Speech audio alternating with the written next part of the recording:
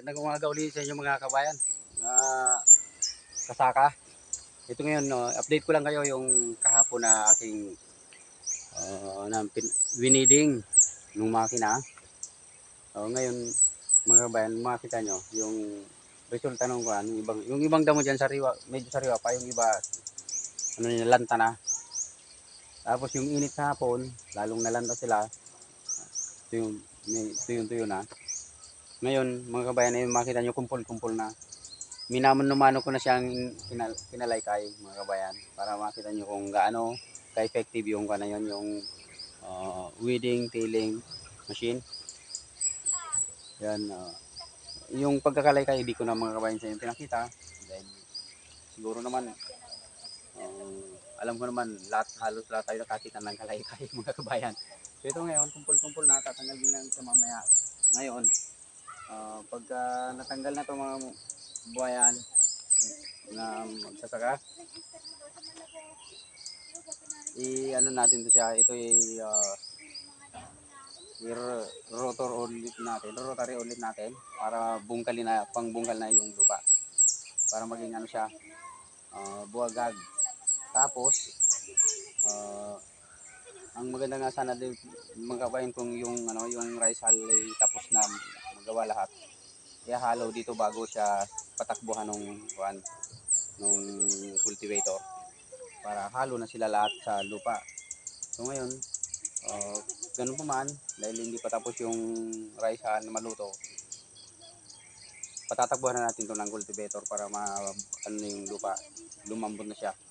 So kailangan ng madalian habang minsan patakbo yung ulan, padating-dating, nakakatulong na rin mga kabayan. So yan mga kabayan, ginawa ko ng update para at least sunod-sunod yung ating yung sequential ng pangyayari ay na susubaybayan natin. Maraming salamat kabayan sa inyo. Antabay ulit kayo pag ito'y mamaya ay bubungkalin na ng makina. Sige mga kabayan, see you uli. Ito na mga kasaka. Ito ngayon nasa tilling stage tayo. Bubungkalin natin ngayon. May konti pang natitira yung kapo yung gasolina sa lang ito. 1 inch na lang sa tangke niya. Titingnan natin kung hanggang saan makakaya niyang bungkalin. So, umpisan ko na dito sa gilid mga kabaya. Ito mga kabayan, pagka ganito pwede na itong takbo niya diretso. Yan, para maganda yung tingnan.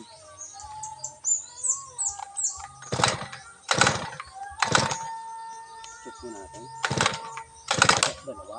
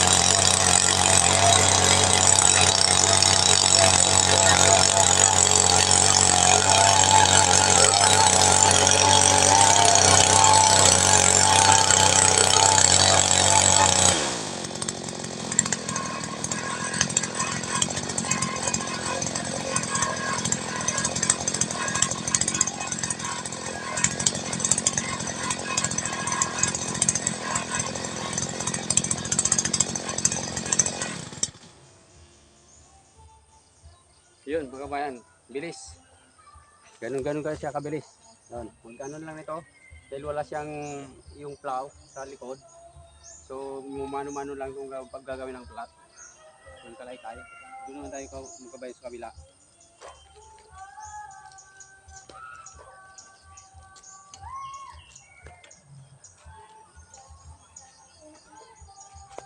Yo!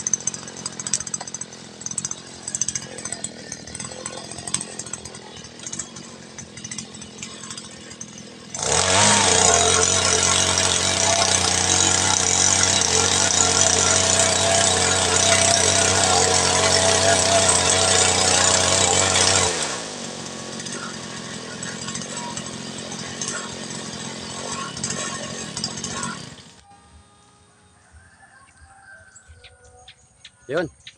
Effective mga kabayan. Tapos na agad. So ayan. Ganun lang kabayan. Ang bilis ng trabaho mga kabayan. So ito palang sikreto ng mga kabayan. Ganito. Yung kailangan sa una, huwag mong persa na bulong-bungkalin agad yung lupa pag may mga damo pa. Kasi yung natatabunan sa ilalim, mabubuhay ulit siya. Yan ang maganda mga kabayan. Sa una pa lang, kung mag-land prep kayo, i-spray nyo ng yung herbicide, yung mga damo, para pag namamatay na siya, saka i-weeding, o kahit na ano na yun, hindi na i-weeding, dire-diretso na yun bungkal. Kaya lang mapuperso yung makina. Yung blade niya mga kabayan, pag matigas pa yung lupa, masyadong mahirapan siya mapupersa. So kailangan pag sa mga bago, weeding muna para yung bahagya nabubungkal na, tapos pangkalawang pasada palalim na ng palalim para maano na siya, talagang totally nabungkal na siya. So ganun ang isang sikreto pala na hindi mapupersa yung makina mga kabayan. At ang bilis ng takbo kahit dire-diretso na lang. So yan mga kabayan, update lang sa inyo sa paggamit ng machine na to. At kung gusto nyo umorder din, mag-message lang kayo. Pag-usapan natin kung paano yung ano niya, sistema at yung sa ano niya, sa pricing mga kabayan. So yan, andabay kayo mga kabayan, mag-subscribe sa aking channel mga kabayan at i-click nyo na rin yung notification bell para i-update kayo parati ni YouTube sa mga panibagong videos. So I know mga kabayan at this machine is very helpful, although it is only called mini micro machine, micro cultivator. So but it helps a lot. Yung tatrabaho natin ng halos isang araw, kaya niya sa isang oras lang matatapos na. So yung gasolina naiwan mga kabayan, meron pa siyang mga 1/4 inch sa tangke, 1/4 inch dito. Wala na, konti na lang, medyo sapin na lang. So, ganun siya katipid mga kabayan at mabilis yung proseso ng trabaho. So, adios mga kabayan sa inyo uli. Mag-subscribe at parating magantabay sa ating videos. So, paalam mga kabayan. Maraming salamat sa inyo at magandang umaga sa inyo. Pagpalain nawa tayo ng may kapal sa ating mga ginagawang maganda. Hangarin natin na magkaroon ng mga ideya at nakakatulong na pamaraan. Salamat po. Yun mga kabayan, pasensya na kayo mga kabayan. Nagpaalam na ako sa inyo kanina pero ngayon bumalik tayo dahil ito gusto kong ipakita sa inyo mga kabayan na ito mga kasaka na ito siya matapos lang ang halos mahigit isang oras na rin. Yan, tapos na agad, may beddings na agad, nakapag beddings na agad na nasa 3 beddings. Yan, malinis na mga kabayan, nakalaykay na yung mga tira-tirang mga damo at saka yan, nalagyan na ng fence. Ito mga kabayan, pag maraming manok dyan sa malapit sa inyong mga taniman, lalo pang itatanim nyo yung mga gulay-gulay na mga dahon-dahon, kailangan mga kabayan mayroong net. Lagyan ng net. Kasi iuubusin lang din ng mga inuubos din ng mga manok, yung mga tingnan, ganito mga kabayan, yung aking string onion. Pinapadami ko 'tong mga kabayan dahil nga sa plano nating gumawa ng kimchi, nahalo ito sa paggawa ng kimchi. Yun, yung pechay kimchi. Yan, Baguio pechay na kimchi. Yan, inuubos din ng mga manok mga kabayan, no? Dapa na yung iba. Sayang ng pagod. Kaya kailangan may net. Yan, may net na mga kabayan yung ginawa ko. So, ito, mga kabayan. Takpan. Ayan, oh. So, gusto ko lang pakita na talagang napaka-effective ng may makinarya tayo, may panibagong teknolohiya na ginagamit para mapabilis yung trabaho. So, yan. Ito'y talagang ano na, mga kabayan. Ito, kumbaga sa ano, yung malaking tulong na gagawa ng makinarya ng mga bagong teknolohiya. Yan. Kulang na lang ako ng konting para yung tong net na to. Tong net mga kabayan. Kahit na yung second hand na lang mga kabayan, yung mga ano, bili nyo. Yung sa lawa, mga isda. Pag may mga ano na yan, may mga damis-damis na binibenta nila na yan mga kabayan ng mura na. Kaysa bibili kayo ng per meter nito. Napakamahal ng per meter nito mga kabayan. Yung ganitong net. Nasa 120 ata per meter nito. 120 yon. So, mapapamahal kayo kung bago. So, kaya ito second hand dito mga kabayan. Pero, nasa ano to siguro mga mahigit ano to. Mahigit 50 meters. Mga 50 meters siguro. Yan. So, yan mga kabayan. Maraming salamat muli sa inyong pag-antabay. Ako'y mangibang ano na ulit. Punta doon sa ano, sa munting tindahan. Salamat sa inyo mga kabayan sa inyong pagtangkilik sa video. Sana ay suportahan niyo tong mga ano natin, ginagawang video na sa tingin niyo ay makakatulong sa inyo. Ayan. Yan. Sige, bye-bye na mga kabayan. Paalam sa inyo. Adios. Punta na kami dun sa kabilang bahay. Sige. Yan na. Tuto na to.